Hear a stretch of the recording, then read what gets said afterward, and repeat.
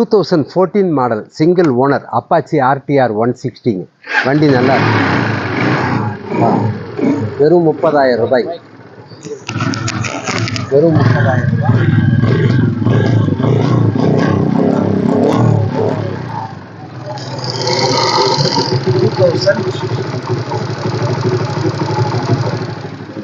2014 model Apache RTR வண்டி வந்துங்க.